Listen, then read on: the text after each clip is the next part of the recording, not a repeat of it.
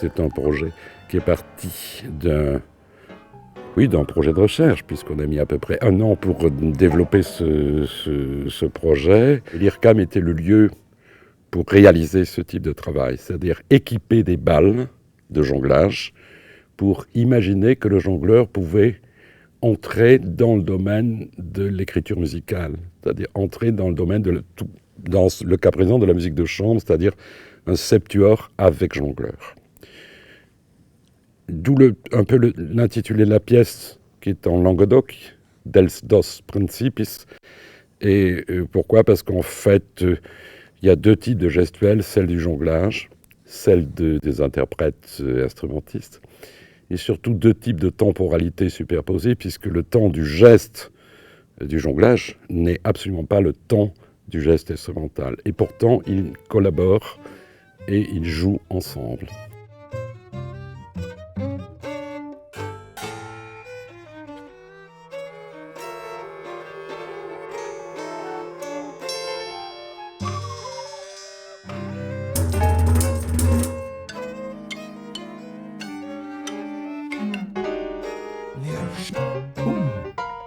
Ça ouvre un champ effectivement visuel et donc aussi sonore, quoi.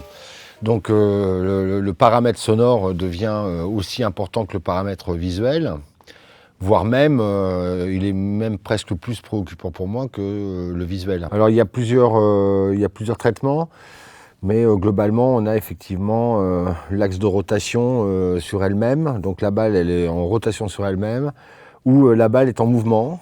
Donc j'interagis sur ces 2 facteurs-là qui sont ou la rotation de l'objet, ou le lancer de l'objet, ou la frappe de l'objet. La percussion.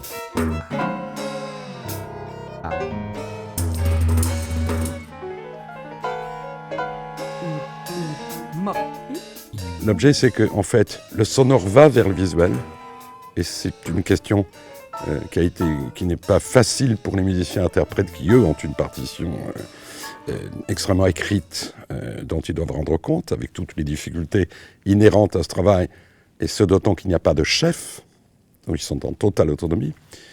Donc l'écrit va vers le visuel, et le visuel généré par la gestuelle de Jérôme et le travail avec les balles va vers le sonore. Et en fait,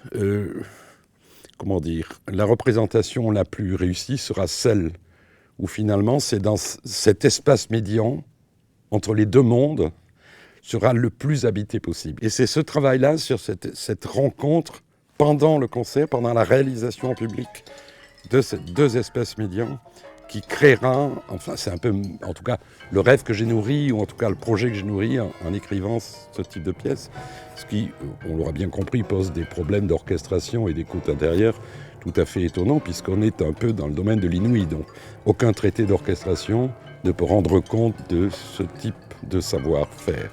Il faut oser l'expérimentation.